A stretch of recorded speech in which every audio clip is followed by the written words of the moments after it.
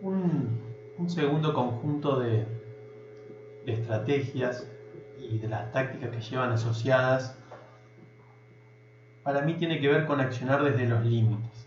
¿no? O de cómo escapar de entre las cuerdas, y vamos a la jerga del boxeo. Esta imagen en la pelea que realizaron en el Congo Ali y Foreman siempre me pareció como muy demostrativa de cómo es estar entre las cuerdas sin perder la pelea, y cómo estar contra el límite, estar contra el borde a veces también es una oportunidad. Estos son dos proyectos que le voy a presentar que de alguna manera están entre las cuerdas. ¿En qué sentido? Están al borde de un elemento natural, como puede ser un río en este caso, y están comprimidos contra una trama, un tejido urbano muy denso, ¿no? Entonces, ¿cómo escapar o cómo salir victorioso de una batalla entre un paisaje urbano natural muy imponente y entre una presión edilicia, por otra parte, muy potente? Este proyecto, esta obra ya construida hace varios años, en el 2003 terminada, es la Embajada de los Países Bajos, construida por Rem Koolhaas en Berlín. Y lo que me interesa de esto es cómo él entendió la estrategia general de inserción en primer lugar. Yo particularmente lo asocio con estas dos imágenes. La de la izquierda es un fotograma de la película de Wim Wenders, Las alas del deseo, de 1987, 2 años antes de que cayera el muro. Y la segunda es una fotografía, un registro periodístico, una fotografía del Getty, que es del muro del Berlín del lado oeste. La del lado izquierdo a mí me interesa porque en esa etapa donde Berlín estaba dividido, casi una etapa de guerra sin serlo, se han perdido todo tipo de referencias urbanas, han aparecido estos grandes espacios anodinos que, más allá de ciertas instalaciones del tipo industrial, no tenían ninguna significación particular. Y precisamente en este fotograma uno de los protagonistas le dice al otro: no puedo encontrar Potsdamer Platz. Es decir, hay una noción de que se han perdido los hitos urbanos, se han perdido las esencias para ubicarse dentro de la ciudad. Y en la imagen de la derecha me interesa esta cuestión tan cruel pero tan real de un muro que divide y de personas que intentan ver hacia el otro lado, intentan buscar algo del otro lado, intentan buscar recuerdos familiares, incluso curiosidad misma. Pero ambas imágenes creo que conforman la estrategia general del proyecto. ¿Y por qué digo esto? Estos son dos de los croquis que hace Koolhaas. El de la izquierda creo que tiene que ver con lo que hablaba anteriormente de reconstruir un tejido, y el de la derecha tiene que ver con poner en valor, mirar a través del edificio símbolos urbanos del Berlín que todos tienen un recuerdo previo a la guerra. En base a estas dos ideas que plantea Koolhaas, creo que se desarrolla su estrategia, y creo que en base a estas dos ideas y a estas estrategias se desarrollan las diferentes tácticas de inserción que él va a tener en el sitio y que ahora vamos a ver. Me pareció muy interesante. Esta es una foto satelital de Berlín, de la manzana donde va a intervenir Koolhaas en 1945, que ya se veía semidestruida, probablemente producto de las guerras, pero así todo se la ve compacta, se la ve completa, un tejido muy denso de patios interiores que Koolhaas lo interpreta como en esta gran masa volumétrica. En el año 2000 esto empieza a convertirse en una especie de baldío donde ya la manzana se ve atrozmente cortada, donde no hay un carácter específico de este espacio, sino que es un lugar a construirse.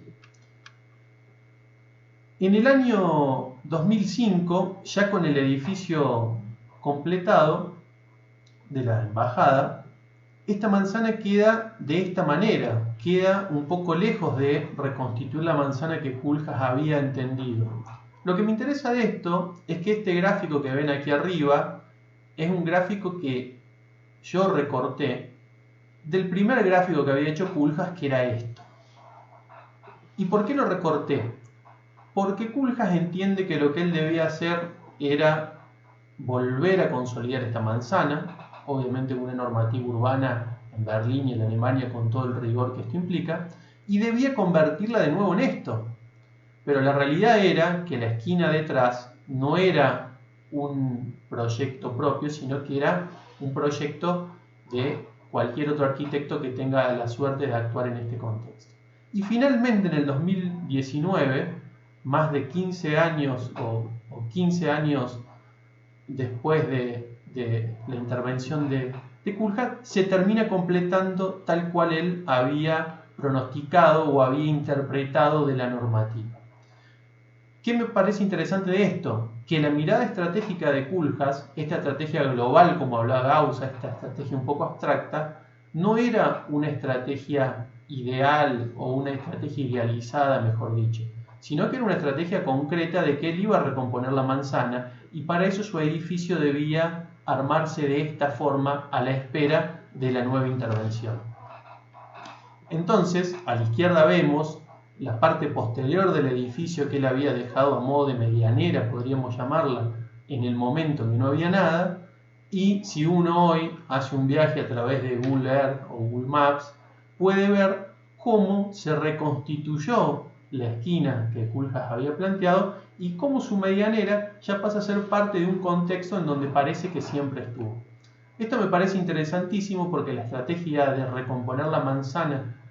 es extremadamente interesante, sobre todo en un tejido urbano como el de Berlín, y la táctica implementada de generarse su propia medianera a la espera de que la normativa se complete es un ardid proyectual interesantísimo que le permitió además atarse completamente a lo que después sería la reconstrucción total de la manzana.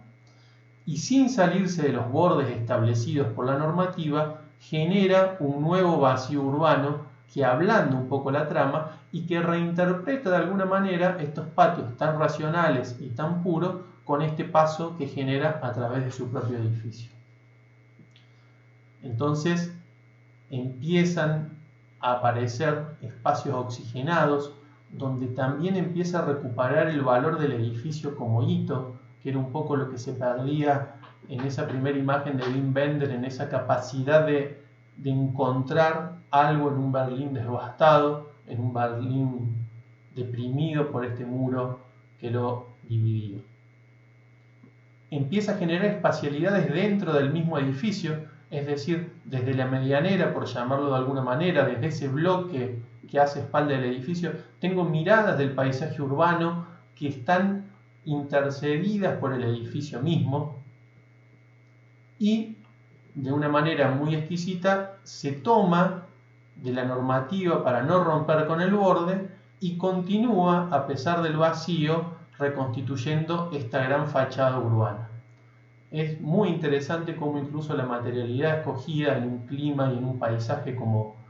el de Berlín mantiene un cierto color ambiental, pero a la vez logra despegarse de su entorno, ¿no? Es tomar la altura con su muro divisorio de su lote con el del otro, hace que de alguna manera no se pierda esta compacidad del edificio, más allá de que estos vacíos son de un extremado valor no solo espacial, sino también de iluminación y ventilación de los edificios, ¿no? Entonces, esta imagen icónica del edificio, con este telón de fondo, tal vez traído un poco de su pasado en el cine, esta cuestión de armar una escenografía propia para su edificio, cuando aún todavía no estaba el edificio vecino, arma esta planta, que es un poco también el trabajo que ustedes han hecho previo a este proyecto que están comenzando, que es este trabajo de los vacíos como elementos cualificantes de la arquitectura, más allá de que las masas tengan un valor funcional, estos espacios son lo que finalmente le dan sensibilidad y sentido a los edificios, ¿no? Y lo interesante de esto, y también relacionado con lo que ustedes han visto, es cómo él despliega su edificio en un continuo de circulación que va subiendo nivel a nivel. Estos son los diferentes niveles del edificio. Ustedes, si se fijan, se ingresa, se entra por aquí, se circula, acá hay una escalera, acá hay otra, se va llevando el edificio, una circulación que en este caso está desplegada de esta manera, porque también va generando distintas situaciones dentro del edificio que constantemente lo vinculan con el pasaje y que cada uno es una secuencia para continuar hacia la otra. También acá se podría interpretar que su pasado como cineasta, su pasado, su contacto de muy temprana edad con el cine y con las artes visuales, generan esta cuestión de las secuencias espaciales que van cualificando el edificio con distintas tonalidades, con distintos colores y sin perder de vista jamás el contexto urbano de Berlín. Y la segunda estrategia que viene absolutamente asociada a esta secuencia es que en un momento determinado Kulhas decide abrir una ventana a escala urbana, y esto también tiene que ver con el ejercicio inicial de la cátedra, en donde la ventana tiene no solo una cuestión de hacer entrar o no iluminación, sino que tiene una escultura que significa a los espacios, y en este caso Kulhas está espiando una torre muy reconocida en Berlín, un ícono urbano en Berlín, a través de una ventana que al final de uno de estos recorridos la pone completamente en valor. Entonces, la estrategia de Kulhas de mirar desde su edificio los símbolos, los íconos y los hitos berlinenses, lo lleva a realizar una táctica de apertura en los volúmenes. Acá vemos la circulación asociada al vacío y a través del vacío esta ventana, ¿no? O sea, fíjense la complejidad a nivel espacial de esto. Miro una ventana a través de un vacío propio que está apuntando directamente a una antena que está a algunos miles de metros del lugar donde Kulhas está. Que finalmente tiene una presencia grandísima dentro del tejido urbano, y hasta en esta foto me gusta pensar que hasta la pensó como parte de su proyecto, porque realmente de noche parece ser como una aguja que sale de su propio proyecto. Como Kulhas tiene la sensibilidad para que su arquitectura esté mirando o esté incorporando hitos urbanos que están muy lejos de su lugar, pero que es capaz de traerlos dentro del edificio para no perder de vista nunca en dónde está inserto. Y claramente en esta imagen también se ve cómo este telón de fondo que él arma para su edificio convierte a la Embajada de los Países Bajos en un pequeño hito dentro de la costa de Berlín, que trabaja de una manera muy luminosa a modo de una especie de faro en esta costanera. El siguiente proyecto lo traigo a colación también porque tiene una situación similar, pero acciona de otra manera. Tiene otras condicionantes más allá de la situación propiamente dicha. Es el Museo dos Carros de Mendes da Rocha, en Lisboa, en Portugal, construido en el 2015. Y lo que me interesa de este edificio es la estrategia de inserción en relación principalmente a la necesidad de trabajar en dos escalas en simultáneo. Es decir, en este sitio donde ha intervenido Mendes da Rocha, tiene por un lado a la izquierda vías de comunicación extremadamente rápidas, ferrocarriles, parques urbanos y el ingreso del mar en el continente, y del otro lado una trama que, si bien es densa, es de unas alturas muy bajas, de una característica muy tradicional portuguesa. Entonces, su edificio tiene la estrategia de trabajar dos escalas en simultáneo. Me interesó esta imagen porque esta imagen es previo a que se haga el edificio. Este es el contexto, este es el lote que le asignaron a este proyecto, ¿sí? Y es el lote donde Méndez va a tener que insertarse. Acá vemos el ingreso del mar. Acá vemos un gran parque urbano en relación a esa costa, las vías del tren, una plaza con una escultura muy interesante y el tejido. Lo interesante de esto es justamente la capacidad de interpretación de estos arquitectos de los sitios, que es una de las cosas que venimos trabajando. Porque a pesar de que ya aparece el edificio, fíjense cómo él resalta la incorporación de esta pequeña porción de tejido urbano a su proyecto. Es decir, más allá de la grandilocuencia de la superficie que tienen estos grandes proyectos, no deja de lado permitirse reflexionar y entender que el contexto urbano también es parte de su proyecto, que las vías del tren también van a afectar a su proyecto, que la costanera también lo hará, pero sobre todo incorporando pequeñas porciones de ciudad. Y acá, con el proyecto ya construido, es interesantísimo ver cómo reconstruye ese borde urbano, dándole una cualidad espacial destacada y permitiendo que esta pequeña porción de tejido que no debía ser removida participe o arme de la misma manera que lo hizo Koolhaas un telón de fondo, una interfaz entre el proyecto y la ciudad, ¿no? Esta noción que planteaba al principio de estar entre las cuerdas, ¿no? O sea, la gran presión del tejido urbano contra la gran amplitud del espacio público, del espacio de la costa, genera estar apoyado contra este borde, este límite y ver cómo accionar. En este caso, a diferencia de Koolhaas, Méndez utiliza la táctica de despegar su edificio del tejido urbano y generar un espacio público que permita a esta gran superficie, a este gran volumen arquitectónico, flotar hacia el espacio público de la costanera. Lo interesante de esto, justamente como les decía, es cómo logran trabajar en dos escalas en simultáneo, el gran edificio en relación al parque, en relación a las vías del tránsito rápido, el edificio, la parte que tiene mayor escala edilicia, la articulación entre un edificio y otro, cómo se abre hacia paisajes determinados, cómo pone en valor el eje de la plaza que tiene enfrente con su escultura, cómo pone en valor el uso de la esquina y del verde, del paisaje. Y por otro lado, la tercera parte, que es la escala barrial, por decirlo de alguna manera, cómo el edificio comienza a desmaterializarse, comienza a tomar las alturas del lugar, se despega de una manera de generar un vacío que amortigüe la irrupción de este proyecto en ese barrio. Creo que este trabajo entre estas dos escalas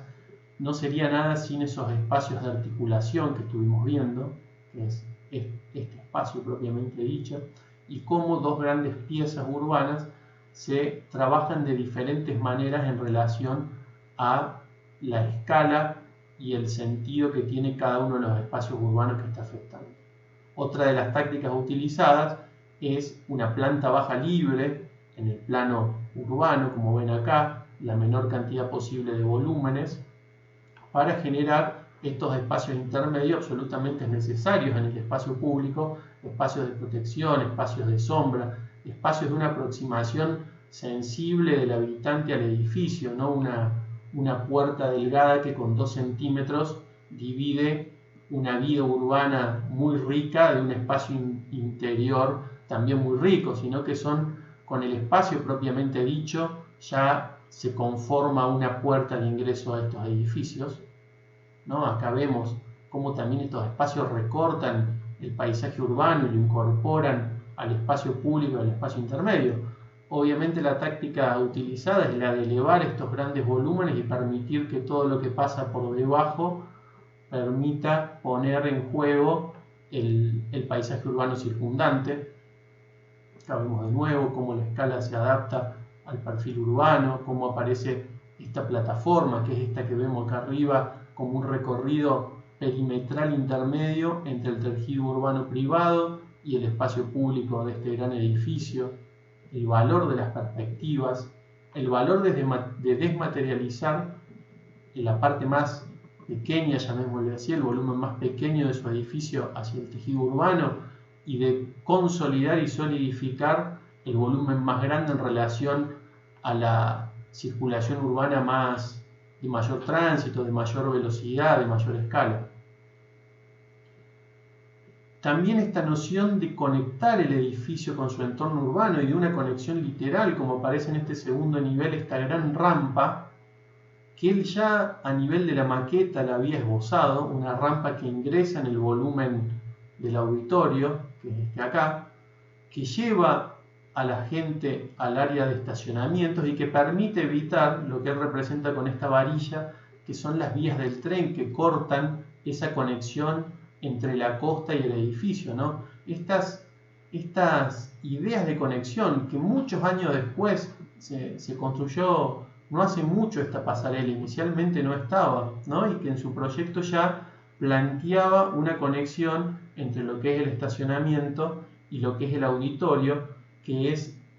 una de las funciones de uso público-privada de mayor accesibilidad, ¿no? Entonces, digamos, está conectando casi que la ciudad o el tejido de nuevo con la costa a partir de una rampa que atraviesa su edificio y llega al otro lado, permitiendo bajar no solo en el estacionamiento, sino en este paisaje natural tan imponente y de gran calidad. Y el tercer nivel, en donde el edificio se desmaterializa y genera estas visualizaciones del contexto del edificio hacia el edificio y hacia el contexto. De nuevo, estos espacios o estos vacíos intermedios, como ya vimos que trabajaba Pulja frente a la ventana que tomaba la torre, como acá Méndez también lo toma, también desde su edificio, ve su edificio, pero también lo incorpora como parte del mismo el paisaje urbano, y como también incorpora el paisaje natural de la plaza y de la costanera. Me gusta pensar que lo que entendió Méndez en su estrategia,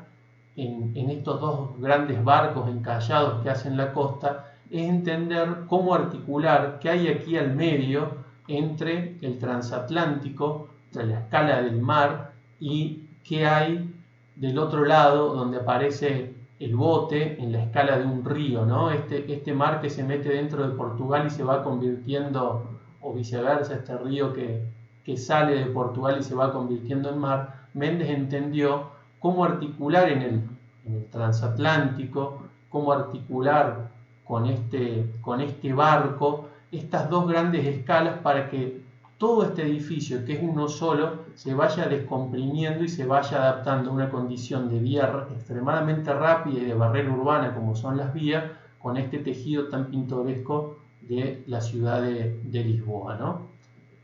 Cómo realmente esta pieza, por más grande que parezca, de alguna forma se va desmaterializando, ya sea en su volumetría como en sus dimensiones y en su escala, hacia un tejido urbano mucho más pequeño, de baja escala, al de la costa que estábamos viendo. Y cómo esta gran escala nunca deja de lado el espacio público y cómo estos espacios se van entrometiendo y van atravesando los edificios para darle la mayor vida posible a pesar de las funciones que estos puedan o no tener adentro.